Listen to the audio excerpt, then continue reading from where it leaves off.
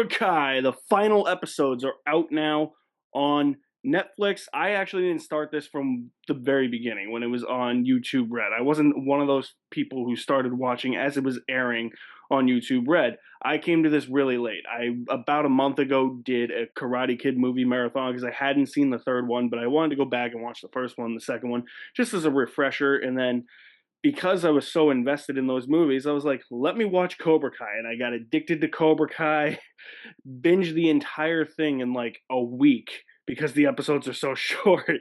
And I was eagerly anticipating these final 5 episodes that came out just yesterday, or depending on when this video was posted, a few days ago.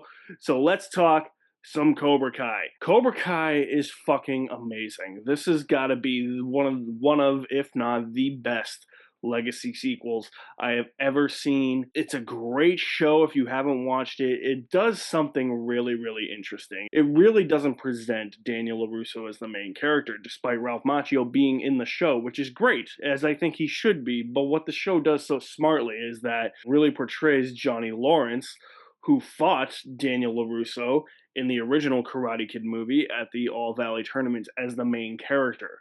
And they flesh out every character so well in this show. It is insane the amount of character development they give for all these legacy characters and all the new characters that they introduce into the show. When you look at Johnny Lawrence in this show, he's down on his luck. He's a deadbeat. He's completely like given up on life. He has a son that he doesn't have a really good relationship with, and he still has that grudge against LaRusso. But what I love so much about it is that over the course of the show, they grow to bond and become friends, even with their differences. And by the end of the show, they're friends. And it's a really interesting way to portray two enemies that really just despised each other, or seeing LaRusso have so much respect for Johnny Lawrence, but Johnny Lawrence is still like, oh, I want to beat the living shit out of you.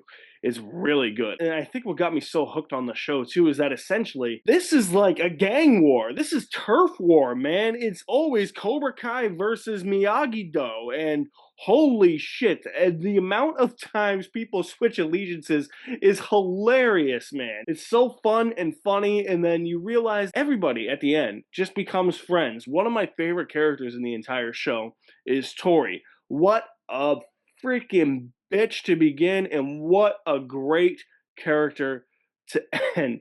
Man, see, you get characters like that, you understand why she is the way she is. She's caring for her dying mother. There's so many things like that in this show that the writers really took the time to put the effort into, instead of just saying, oh, we're just gonna do some like basic karate show in the Karate Kid universe.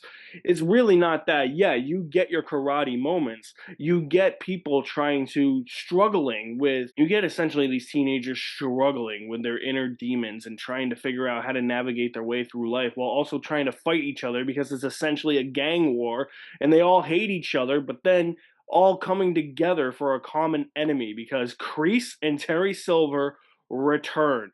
You thought Kreese was bad. Terry Silver is even worse in this show. And you know it's bad when even Kreese hates Terry Silver. You know that that's when shit is getting personal. Terry Silver is like the GOAT villain.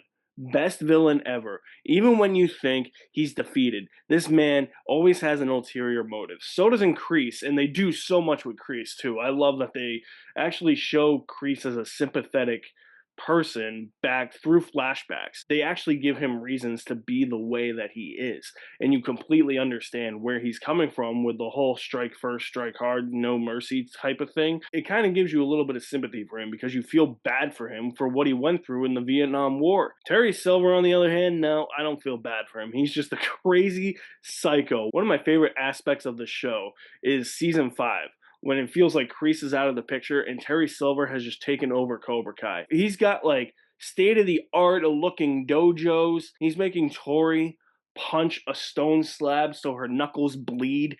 It's insane. He is so good in this show. I don't know how they managed to just make characters that were already so good in the movies even better than they already are. I love the fight scenes in the show. The high school fight is probably my favorite fight in the entire show. It's either that or the Sekai Taikai brawl that ended episode 10 of season 6. Those are really good fights, and I love that. I love the way that they're emulated and filmed here. There's kind of like this little, like, if you look at like one of those old school fighting games like Mortal Kombat or Street Fighter, the way the camera is situated is in position, it kind of looks like it's a side-scrolling fighting game, but it also takes inspiration from a lot of anime fights. It's as if anime fights in video game fighting games have come to life. They're live-action adaptations. They do so well with the fights. You could tell where the inspirations came from for those fights in the karate tournaments. The high school fight in particular feels like a comic book or a graphic novel come to life, like leaping off the page. It is so good the way they do it. There's obviously some messy elements in the show, but they're few and far between. I do think the way that the show wrapped up did feel a little bit messy. Some characters just kind of are out of the last 5 episodes. You don't see much of them. There's also something that happens with Terry Silver and Kreese that happens in the penultimate episode, but then isn't addressed in the final episode. I think it ends in a satisfying way, though a bit messy. But Cobra Kai really surprised me. I really thought it was just going to be, oh, we're just doing a karate show for the sake of showing people fight and learn karate. But it has so many great characters in here. Like, Johnny Lawrence is such a better character than he was in the movies.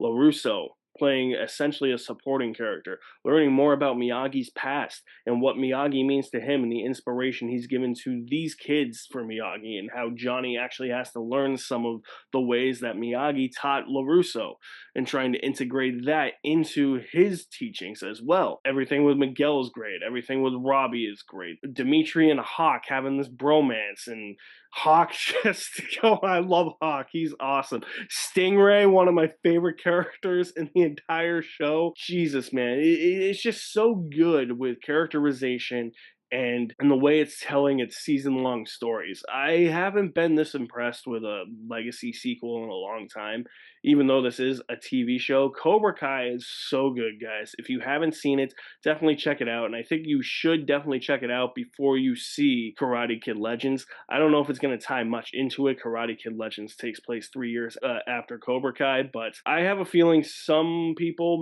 at least one person, is popping up in Karate Kid Legends. We'll see. But yeah, Cobra Kai. I wish I had watched this from the very start when it first aired. I wish I didn't wait, 6 years or 7 years for this thing. It's so good and easily one of the best shows I've seen in a long time. So if you guys have seen Cobra Kai, let me know what you think of it in the comments below. I will leave my links to my website in the description below as well. You guys are the best. Thank you for watching. My name is Alex Madden, and I will see you at the movies somewhere.